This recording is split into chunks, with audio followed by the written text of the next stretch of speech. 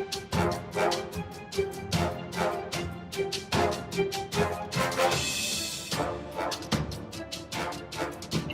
الله العظيم الذي لا إله إلا هو الحي القيوم وأتوب إليه. أستغفر الله العظيم الذي لا إله إلا هو الحي القيوم وأتوب إليه. أستغفر الله العظيم الذي لا إله إلا هو الحي القيوم وأتوب إليه.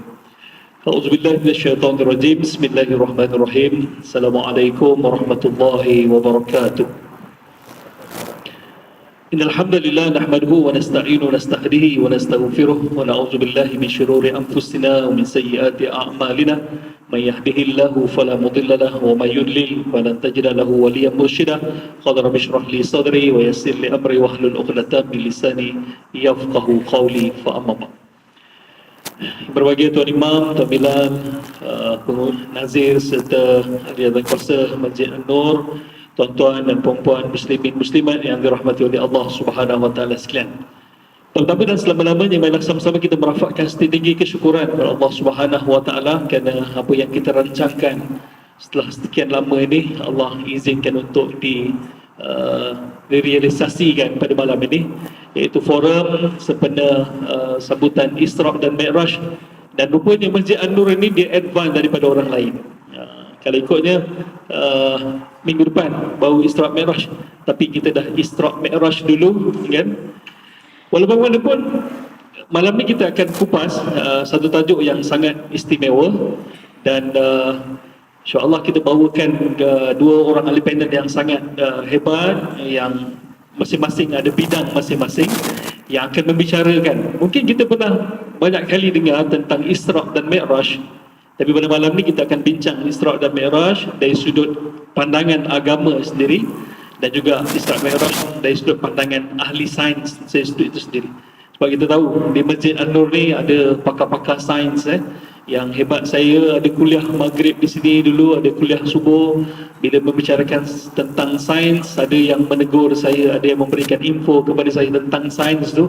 Jadi saya tahu di hadapan saya ni orang-orang yang hebat dari sudut sains. InsyaAllah malam ni juga kita akan berkongsi dengan Cik Syarin ni yang merupakan ahli falak yang sangat hebat. Dan mudah-mudahan apa yang kita bincang pada malam ini kita dapat bawa balik dan seterusnya menambah keimanan kita pada malam ni, insyaAllah. Okey, saya nak berbalik kepada Ustaz Zul untuk pertama kali ni, insyaAllah. Saya rasa tak perlu diperkenalkan lagi sebab Ustaz Zul ini ma'ruf dan semua dah biasa lihat di kaca TV. Dan kalau dulu saya kenal Ustaz Zul ini, suaranya, sebelum kenal orangnya, suaranya saya kenal dulu.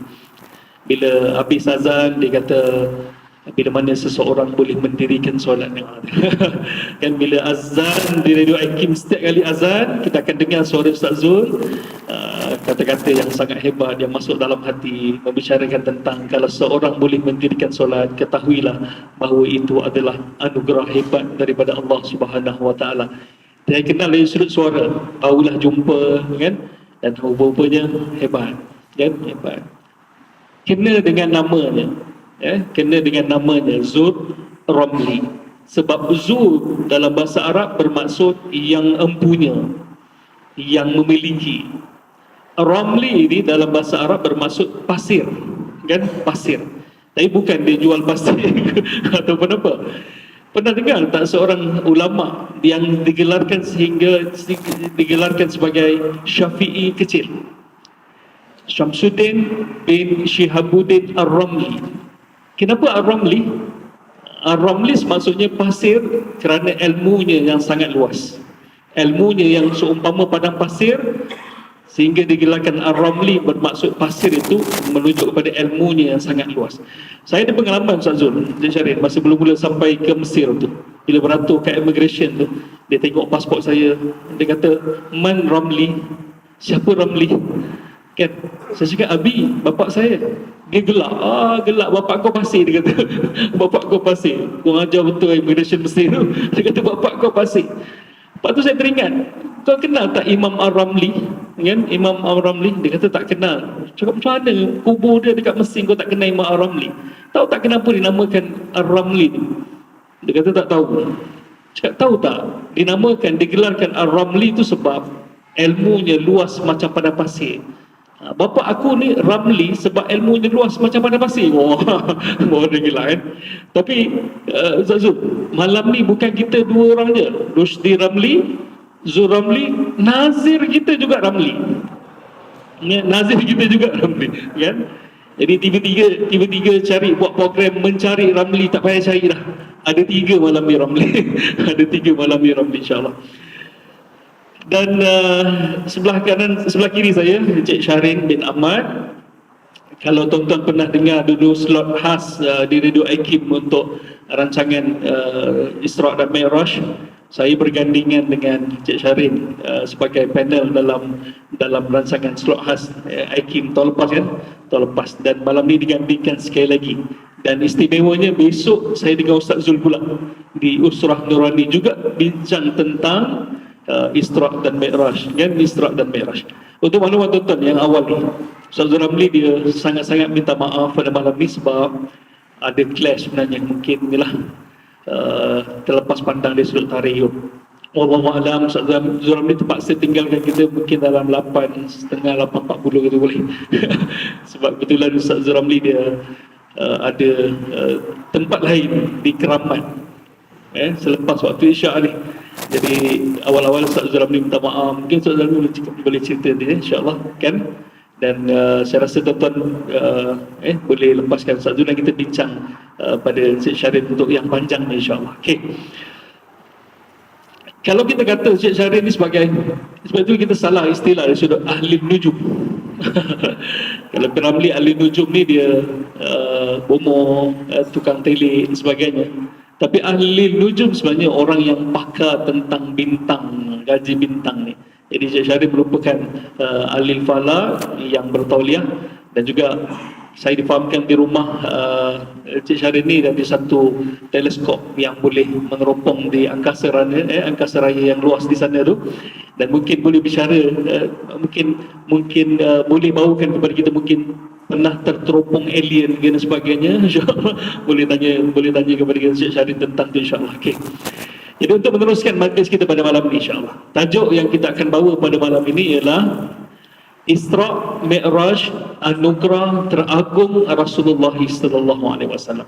Jadi untuk membicarakan lebih terperinci, saya serahkan kepada Al-Fadhil Ustaz Zul untuk mengupas tentang di manakah sebenarnya yang Allah sebut dalam Al-Quran, ataupun apa dalil-dalil yang kita boleh kongsi sama-sama pada malam ini, Ustaz Zul, untuk membenarkan peristiwa Isra' dan Mi'raj ini.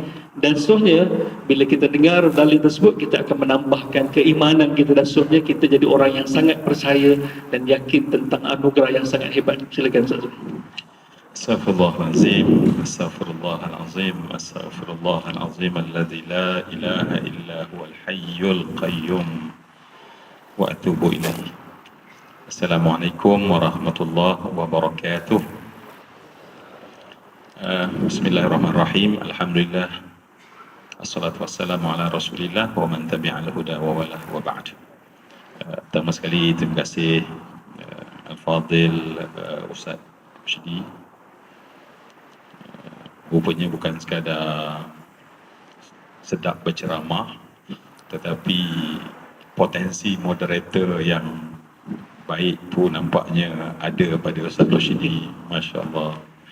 Encik Syahrin, rakan ahli panel, Tuan Nazir, Tuan Imam, ahli jawatan kuasa, saya tak dapat nak sebut seorang-seorang, tetapi tak sedikit pun dikurangkan kemuliaan tuan-tuan, kerana semuanya sedang berada di bawah naungan rahmat Allah. Jangan lupa untuk berniat iktikaf dalam rumah Allah, agar duduk kita sepanjang berbincang ini dianggap sebagai taqarrub ila Allah, mendekatkan diri dengan Allah Subhanahu wa taala. Baik, macam Ustaz Rashidi sebutkan tadi, mungkin saya kita terpaksa Ustaz ubah sikit format. Patutnya soalan selang-seli, tapi mungkin saya jawab sampai 8.30 agaknya. Kemudian Cik Syahrin, saya tak dapat nak dengar penerangan Cik Syahrin, walau saya nak sangat dengar, sebab saya terpaksa tak boleh nak adjust dah sebenarnya.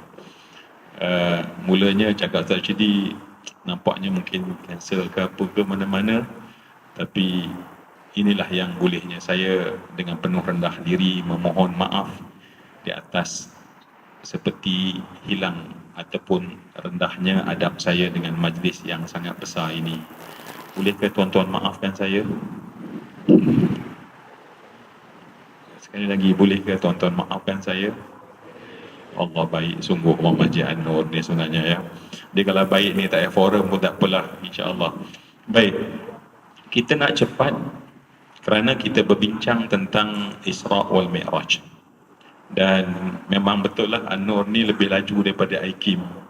Ya, patutnya IKIM minggu depan baru cerita Isra' Mi'raj, kita pun tarik minggu ni, tapi An-Nur laju lagi lebih dahulu. Tetapi sebenarnya ketetapan 27 Rejab itu bukanlah merupakan ijma'. Jadi banyak pandangan kata tarikh, bahkan ada kata luar daripada bulan Rejab pun ada. Jadi pada kita berpegang kepada majoriti pun begitu, bukanlah ianya menjadi satu benda penting sangat. Bilakah tepatnya? Ya. Taklah macam raya tahun ni, insya-Allah. Saya rasa Cik Syahrin ni malam ni di isytihar raya tahun ni rasanya lah. Cik Syahrin, jemaah nak Cik Syahrin mengisytiharkan tarikh raya tahun ni. Tapi kalau Cik Syahrin isytihar, saya rasa masalah kita. Walaupun tauliah tu ada kan, tapi janganlah mendahului pihak yang berwajib kan Cik Syahrin ya. Baik, semua yang dikasih sekalian Ustaz ya. Nanti Ustaz mungkin boleh celah perbincangan ini. Saya tak nak jadikan dia sebagai mungkin satu ceramah. Apatah lagi macam Ustaz Roshdi bagi tahu bahawa di hadapan ini ada yang dah mendengar Isra' wal Mi'raj ni mungkin dah 50 kali, 40 kali, 30 kali. Setiap tahun Isra' Mi'raj, sejak daripada kita tadika ikut ayat kita dulu dah dengar tentang Isra' Mi'raj. Sampailah sekarang dah ada anak, dah ada cucu, masih lagi dengar tentang Isra' wal Mi'raj. Jadi saya dengan penuh sedar bahawa di hadapan saya ialah mereka-mereka yang sangat faham tentang apa itu Isra' dan Mi'raj. Justru saya berdoa pada Allah masih ada lagi ruang yang boleh saya sentuh agar ianya memperkayakan ilmu kita, dan itulah harapan saya sebenarnya dan harapan setiap orang bila datang dan duduk dalam majlis ini. Bila kita bercerita tentang Isra' wal Mi'raj, beriman dengannya tentulah wajib. Ya. Pertama-tama dalam suratul Baqarah, Allah Subhanahu wa taala dah sebutkan, bila Allah sebut zalikal kitab, itu kitab kata Allah, la raiba fih, yang tidak ada raib, yang tidak ada kebengkokan kepadanya. Maknanya kitab itu benar-benar lurus, tepat, tak ada sikit pun bengkok, tak benar. Kemudian Allah mula bercerita tentang orang-orang yang beriman. Siapa orang yang beriman? Allazina yu'minuna bil ghaib. Orang-orang yang beriman ialah orang yang beriman dengan perkara yang ghaib. Ma ghaba anna, kata dalam tafsirul Jalalain, apa yang tak kita nampak, dan bermaksud bukan dalam dimensi logik. Kemudian wa yuqimunas solah, dan kemudian mendirikan solat. Wa mimma razaqnahum yunfiqun, dan kemudian daripada apa yang kami nafkahkan, rezekikan pada mereka, mereka nafkahkan. Baik, duduk kita pada malam ini insya-Allah pahalanya sangat besar. Sebab menepati ciri orang beriman, percaya perkara gaib, dan kemudian mendirikan solat. Kedua perkara ini dah ada dalam kalimat Isra' wal Mi'raj. Maknanya persoalan Isra' wal Mi'raj ialah satu benda yang ada kaitan tentang perkara ghaibiyat, perkara gaib. Tetapi kita beriman dan percaya. Kita percaya perkara tersebut, peristiwa tersebut berlaku kepada Rasulullah. Walaupun logika manusia yang akal mereka sangat terbatas, berdasarkan kepada pengalaman panca indera, maka kemudian akal manusia membuat hasil keputusan, maka pastinya akal yang terbatas tak dapat nak melihat bagaimana kehebatan Allah Subhanahu wa taala. Maka sebab itu orang yang menggunakan rasio yakni akal, maknanya pengalaman akal semata-mata, maka pada ketika itu mereka mungkin menolak. Ya, saya pun masih mungkin Cik Syarin pun dan kita semua baca orang Islam sendiri yang mempertikaikan masih ada sebenarnya. Kerana apa? Sebab meletakkan bahawa kebenaran itu pada dimensi akal semata-mata. Baik, jadi beriman perkara gaib dan kemudian solat. Dua benda inilah yang ada intipati dalam Isra' wal Mi'raj. Beriman dengan yang gaib, sebab banyak yang kita dengar ialah tentang perkara gaib, ma ghaba anna. Kemudian tentang solat, sebab kita semua tahu bahawa misi agung Isra' wal Mi'raj adalah kefarduan solat. Baik. Jadi sebab itu idea paling besar perbincangan kita pada malam ini, dan kemudian kita berdoa pada Allah. Tentu pastinya kita nak bawa banyak benda, kita boleh bawa pulang ke rumah kita insya-Allah. Justru semua yang dikasih sekalian, apabila kita nak lebih panjang, Isra' wal Mi'raj ini sebenarnya, ya Ustaz, kita dapati bahawa nak faham dia kena tengok kronologi.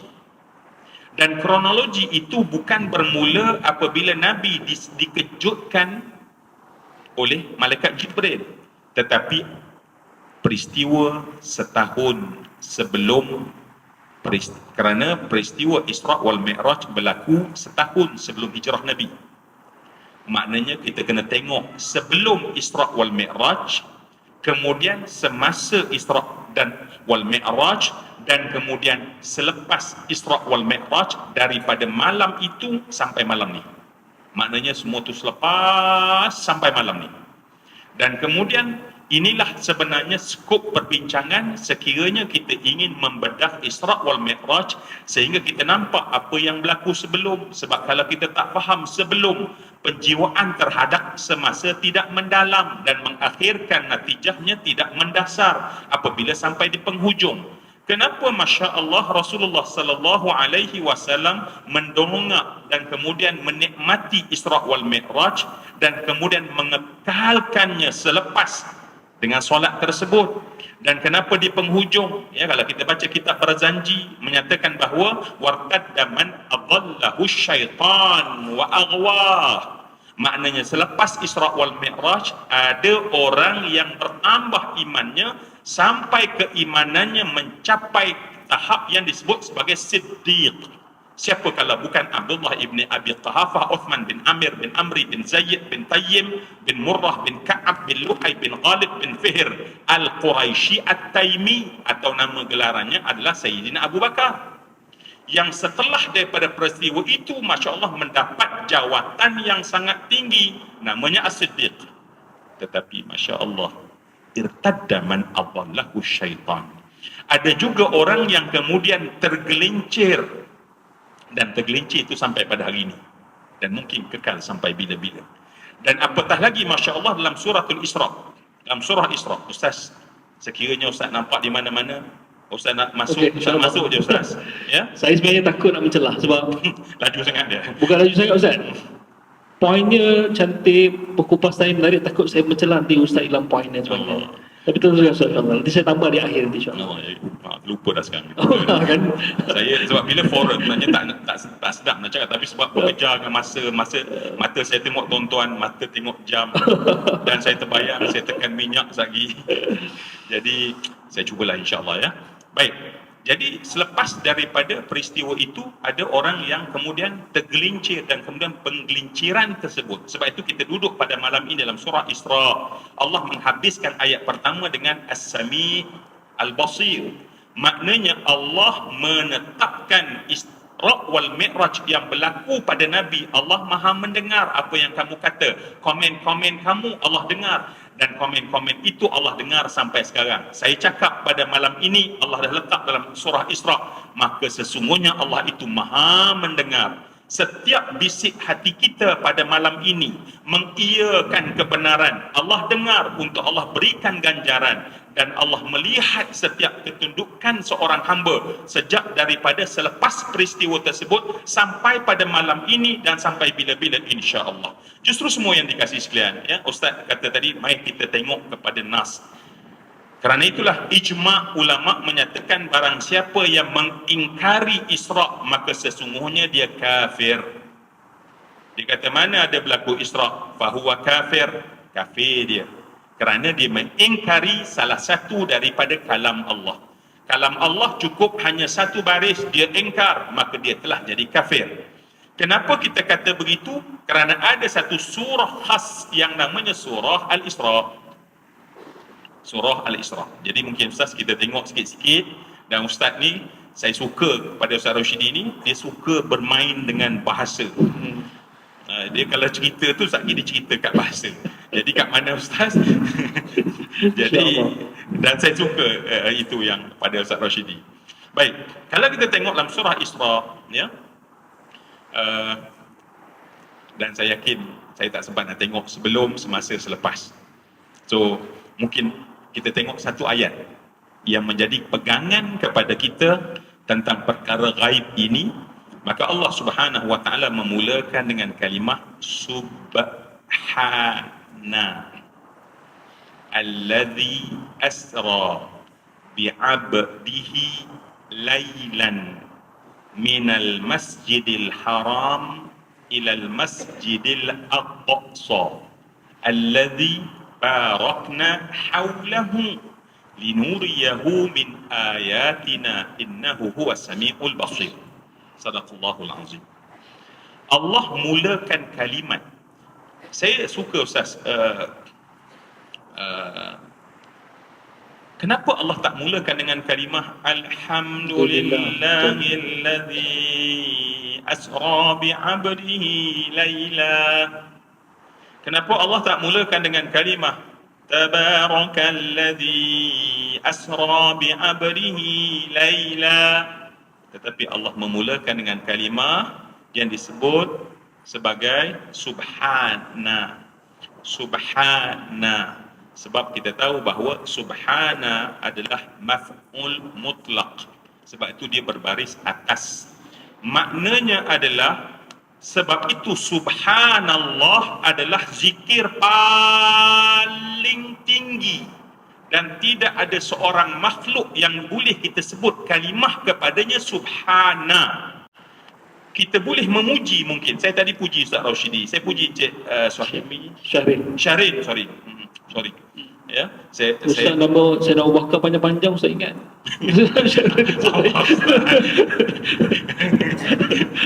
Aduh.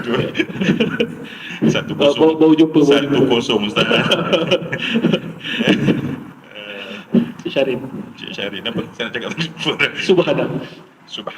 Saya boleh memuji Ustaz Roshidi dan saya boleh memuji Allah.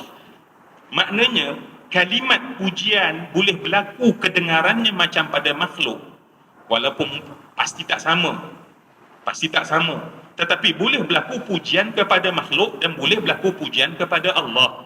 Kerana itulah alif lam pada alhamdu disebut alif lam istighraq jinsi. Tak apalah tu, mungkin tadi Ustaz Roshidi pun kata kat sini pengajian tafsir dah banyak juzuk dah. Jadi kalau Fatihah takkanlah nak diterangkan lagi. Memang semuanya dah faham, alhamdulillah. Tapi Ustaz, kadang-kadang kalau kita lihat kat masjid bila disebut wirid lepas solat kan, dia subhanallah, dia satu persatu.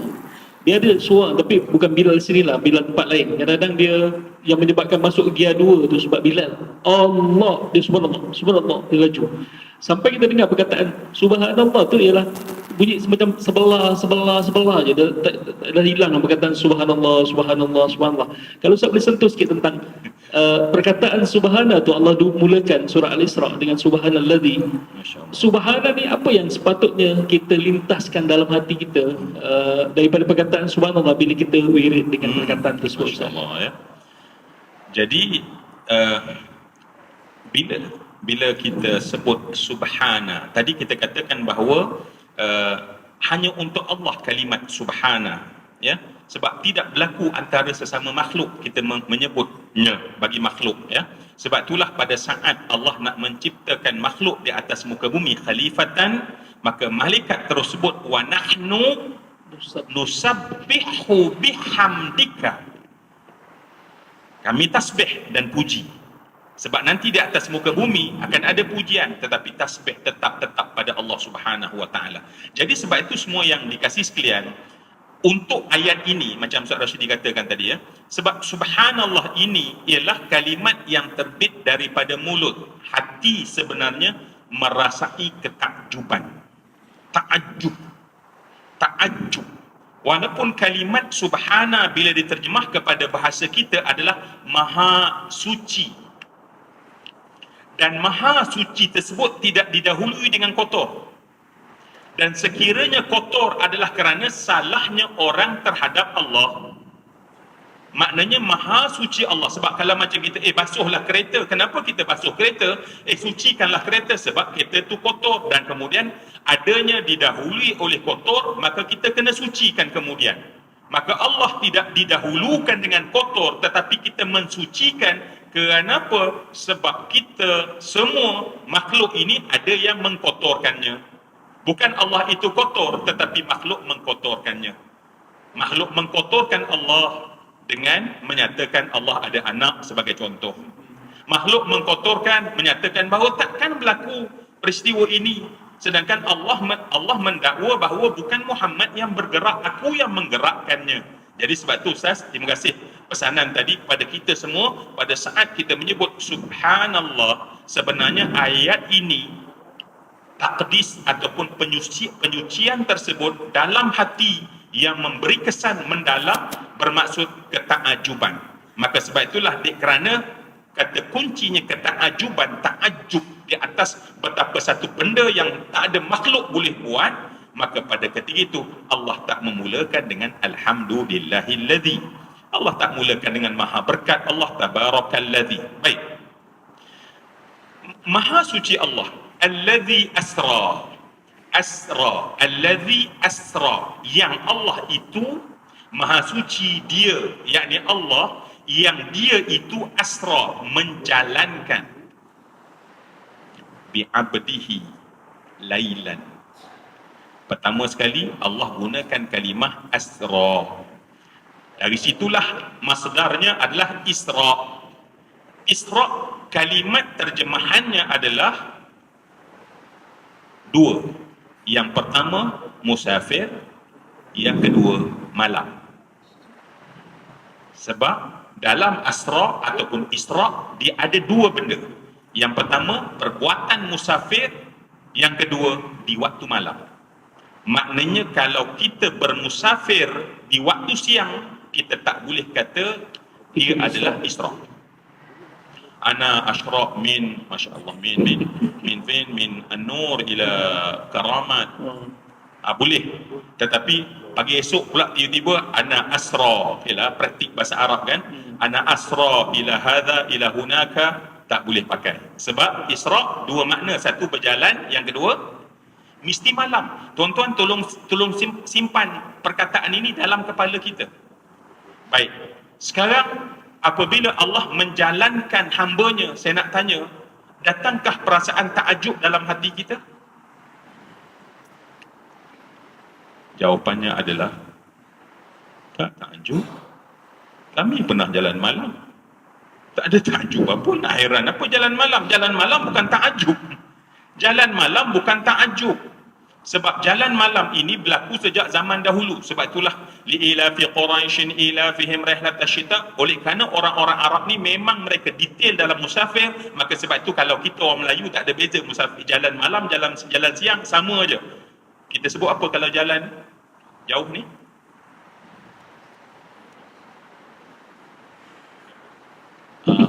Istilahnya apa ya?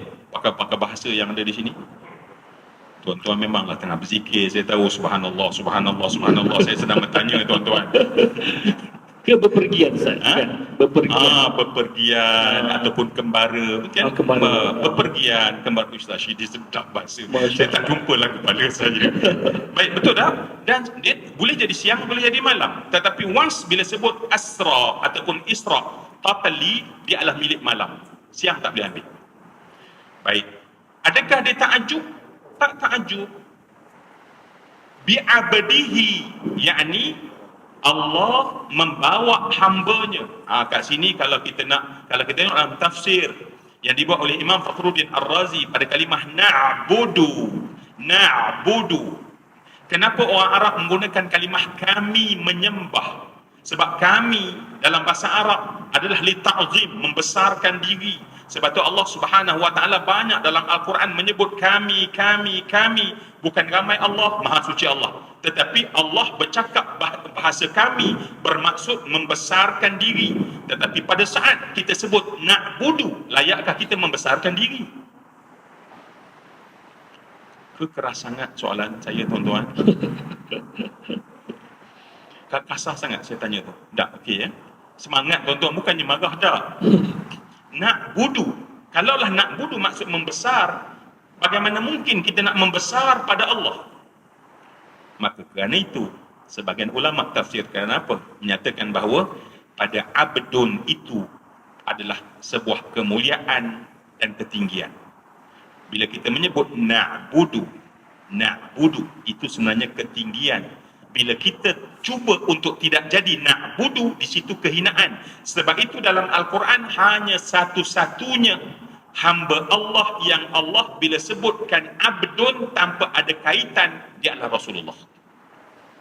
Adapun yang lain mesti abdahu Zakaria, abdahu Ibrahim atau segala macam. Mesti Allah hambanya dan kemudian sebut namanya. Tetapi Nabi bi'abdihi tak sebut bi'abdihi Muhammad. Hambanya Allah itu adalah bermaksud Muhammad, sebab manusia yang paling bersifat hamba Rasulullah. Manusia yang paling bersifat hamba adalah Rasulullah. Maka sebab itu Masya Allah menjalankan hambanya. Nah sekarang dah mula ada keajaiban nak masuk. Apa keajaiban? InsyaAllah Cik Syahrin nanti akan menggerudi keajaiban tersebut sampai kita pada malam ini Masya Allah merasainya. Dan kemudian apa? Pada kalimah lailan. Tapi sebelum tu Ustaz, orang kita ni dia mengaku jadi hamba ni masa bila Ustaz? Yang paling hebat sekali mengaku jadi hamba, bila dia derma RM1 kan, bila ada senarai nama kan, orang lain semua 100, Haji Ramli 100, Imam Faiz 100, dia nak letak nama dia RM1, dia malu Ustaz, dia letak hamba Allah. Allah memang menghina diri sungguh lah, Masya Allah. Kan hamba Allah. Betul. Itu selingan tuan-tuan. Jadi biasa pengalaman kita kan tengok orang banyak 100, 200, kita nak bagikan RM5 kan macam tak berapa sesuai nama kan. Hamba Allah. Masya Allah ya. Baik. Sekarang semua yang dikasihkan takjubnya di mana? Bila Allah menyebut kalimah lailan. Ta'ajjub bermula saat Allah menyebut kalimah lailan. Subhanalladzi asra bi'abdihi lailan. Di sana mula keta'ajuban. Apa maksud keta'ajuban? Kalau kita terjemah, apa makna lailan? Boleh ke tuan-tuan kita muzakarah? Apa makna lailan? Lailan. Malam. Lailan. Masya Allah. Lailan. Kita dengar kalimah malam. Tadi saya telah menterjemahkan makna Isra'. Apa makna dia? Jalan malam. Dan di dalam Al-Quran menjadi prinsip tidak akan berlaku yang disebut sebagai tafsilul hasid. Tidak akan berlaku benda yang dah ada makna datang satu lagi. Sebab bila yang dah difahami, tak akan difahamkan kali kedua. Maknanya kalaulah Isra' itu jalan malam, perlu apa? Ada lailan. Kalau Isra' itu makna jalan malam, apa perlu lagi sebut malam? Kankah kita dah faham? Bagi semua yang dikasih sekalian, di sana letaknya keajaiban yang kita bakal bincangkan dari sudut saintifik. Sebab lailan dalam bahasa Arab di sini zaraf. Tetapi maknanya adalah bermaksud ba'diyah. Artinya satu juzuk daripada malam. Sekiranya kamu rasa hairan perjalanan daripada Masjid Haram ke Masjid Aqsa yang patutnya biasa memakan masa 40 hari, tetapi sekarang berlaku dalam satu malam, bukan satu malam tetapi satu juzuk daripada malam. Satu juzuk daripada malam. Sebab itu kalau satu malam dalam bahasa Arab disebut lailatun. Kalau satu malam penuh disebut lailatun. Kalau malam saja lailun. Kalau nak menggambarkan sebahagian malam lailun. Sebab tu kita baca inna anzalnahu fi lailatul qadr. Bukan fi lailil qadri. Fi lailatul qadri. Sebab itulah nak menjelaskan sepanjang malam salamun hiya hatta matla'il fajar. Maknanya sepanjang malam itu adalah daripada sekarang malam sampai terbit. Maknanya sepanjang malam. Maka kalimat dalam bahasa Arab lailatun. Tetapi sekarang Allah gunakan lailun. Yang maksud lailun kalau kita tengok dalam tafsir, dalam hadis menyatakan bahawa dia adalah malam yang sangat pendek.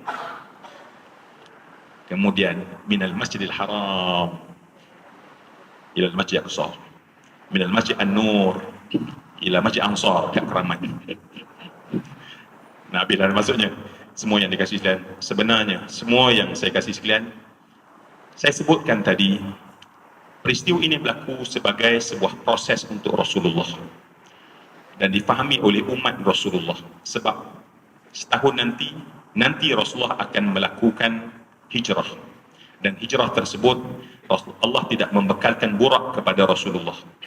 Rasulullah terpaksa berjalan, dan apa yang diajar paling besar dalam peristiwa Isra dan Mi'raj dilakukan oleh Rasulullah.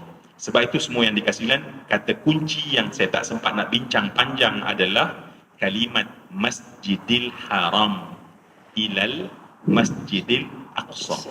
Daripada satu ayat pendek ada dua masjid.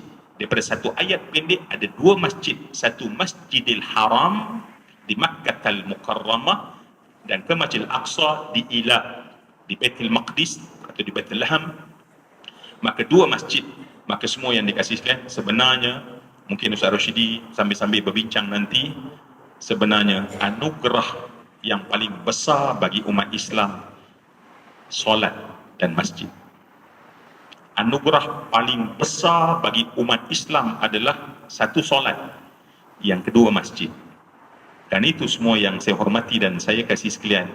Nabi pindah ketika hijrah, Nabi duduk 3 hari 3 malam dalam gua Thur, di atas Jabal Thur.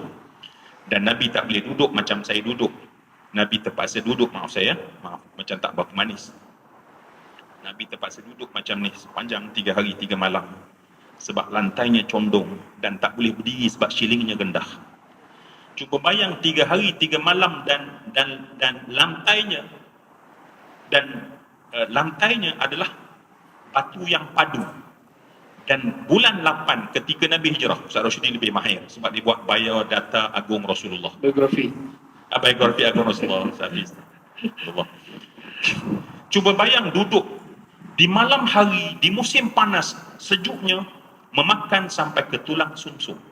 Siang hari, cuba bayang dalam Jabal Thur, kita masuk, kita tak boleh berdiri, kita kena membungkuk. Dan sampai di sana, shilling kita tak boleh berdiri. Orang Melayu tak boleh berdiri, orang Arab apatah lagi. Dan hanya ada satu ventilation kecil. Dan cuba bayang, kalau saya minta kita padamkan aircon ni sekejap, lebih kurang setengah jam. Dan Rasulullah duduk 3 hari 3 malam dalam kepanasan yang membakar dan membara. Cuba bayang kemudian turun, berjalan daripada situ untuk pergi ke Madinah. Sampai ke Madinah 7 hari 7 malam. Ustaz Rashidi macam musabaqah Al-Quran pula tiba-tiba dia punya time suruh berhenti tu, Masya Allah ya. Baik, memang nampaknya saya kena stop nampaknya Ustaz. Yang saya nak cerita lagi sikit ialah bila sampai ke Quba. Nabi sampai ke Quba.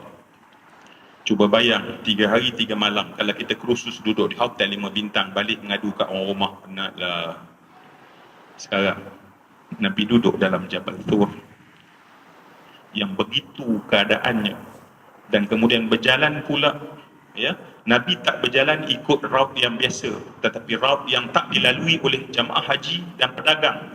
Nabi gunakan tempat lain. Ini mungkin Ustaz masa hijrah nanti kita datang mungkin boleh, insyaAllah. kita cerita perjalanan dan laluan bagaimana Nabi membai'ah dan mengislamkan beberapa orang, satu kabilah ketika musafir untuk nak cerita bahawa Nabi bukan lari takut. Tetapi yang saya nak cerita adalah dalam Isra wal Mi'raj adalah sebab ditarbiyah oleh Allah minal masjid ilal masjid, minal masjid ilal masjid, minal masjid ilal masjid. Maka sekarang Nabi sampai ke Quba. Nabi duduk selama 4 hari 4 malam di sana. Dan Nabi sampai saja ke Quba. Apa Nabi kata pada para sahabat? Kita bina masjid. Kita bina masjid. Dan Rasulullah sallallahu alaihi wasallam mengangkat batu. Rasulullah mencairkan, mengadunkan tanah, dikeringkan, penuh habuk dan debu. Dan semua yang dikasih sekalian, nak cepat, hari Jumaat diperintah Allah supaya Nabi masuk ke Madinah dalam perjalanan. Allah perintah solat Jumaat. Sampai sekarang ada masjid Jum'ah. Kemudian masuk saja ke kota Madinah. Qaswa, unta Nabi yang Nabi tunggang, berjalan dan semua menarik untuk agar Nabi duduk bersama mereka. Nabi kata lepaskan kerana unta ini diperintah letak di satu tempat. Akhirnya berhenti dan duduk di satu tempat. Dan kemudian Nabi turun Nabi SAW tempat tersebut. Nabi tanya, yang ketika itu penuh kawasan itu dengan tamar-tamar kering, kuburan lama dan bekas kurma-kurma yang tinggal dia punya akar-akar dan pangkalnya saja. Maka Rasulullah tanya, milik siapa? Milik anak yatim. Maka Rasulullah kata, kita beli, kita bina masjid di sini. Tuan-tuan boleh dengar apa yang ada dalam diri Nabi. Sampai ke Quba, bina masjid. Perjalanan, bina satu masjid. Sampai ke Madinah, tak buat benda lain, bina masjid. Dan sebenarnya setelah itu terbinalah tamadun yang sangat hebat. Rupanya tamadun Islam, tulang belakangnya adalah masjid. Maka Allah ajar Nabi dan peristiwa Isra wal Mi'raj. Dan sebab itulah pada saya tinggalkan mikrofon ini kepada Al-Fadhil Ustaz Rashidi dan Cik Syarim, supaya kita dapat menghayati syukur, ya Allah, kami ada masjid. Dan apa roh dan falsafah di sebalik masjid dan solat yang kami dirikan dalam masjid, inilah sebenarnya kekuatan diri, kekuatan keluarga, kekuatan aman kita, kekuatan daerah kita, kekuatan negeri kita, dan kekuatan negara kita, insya-Allah. Sebab itulah Islam berdaulah, bukan setahun, bukan 10 tahun, bukan 100 tahun. Berdaulah dalam keadaan begitu hebat, begitu lama, kerana tunjang dan asasnya dibina oleh Rasulullah sallallahu alaihi wasallam. Semoga semua yang dikasihi sekalian, Ustaz Rashidi mulutnya masin 8.30, so akhirnya saya duduk juga sampai ke 8.30 dan 8.40. So saya Ustaz sekali lagi mohon maaf Cik Syarin dan semua jamaah, saya terpaksa mohon diri dulu. Dan janganlah ini dan satu benda yang sangat tak manis sebenarnya meninggalkan majlis ilmu ketika ilmu sedang berjalan. Tapi walau bagaimanapun nak buat macam mana, saya terpaksa meninggalkan majlis. Sekali lagi dengan penuh rendah diri Ustaz, terima kasih kepada pihak masjid memberi kesempatan dan ruang pada saya al-faqir yang dhaif ini, Zuramli bin Muhammad Razali. Semoga insya-Allah kita jumpa lagi di masa akan datang. Wabillahi taufiq wal hidayah. Assalamualaikum warahmatullahi wabarakatuh. Waalaikumsalam warahmatullahi wabarakatuh. Rasa tak puas kita dengan Ustaz Zul pada malam ni, insya-Allah. Kalau ada kesempatan masa yang berbaki nanti akan datang, kita akan jemput sekali lagi Ustaz Zul untuk sama-sama kita berkongsi ilmu dalam skop perbincangan yang lain. Tuan-tuan, kalau nak sambung tentang peranan masjid, insya-Allah besok itu tajuk kita di Radio Hakim, kan? Jam 5.15 petang, kan? Sehingga 6.15 petang. Jadi 1 jam membicarakan tentang peranan masjid, insya-Allah, dalam peristiwa Isra dan Mi'raj. Cuma berbeza kedudukannya. Ustaz Zul sebagai nakib, saya sebagai ahli usra. Ustaz Zul sebagai moderator, saya sebagai panel pula besok, insya-Allah. Okay, Ustaz Zul, terima kasih.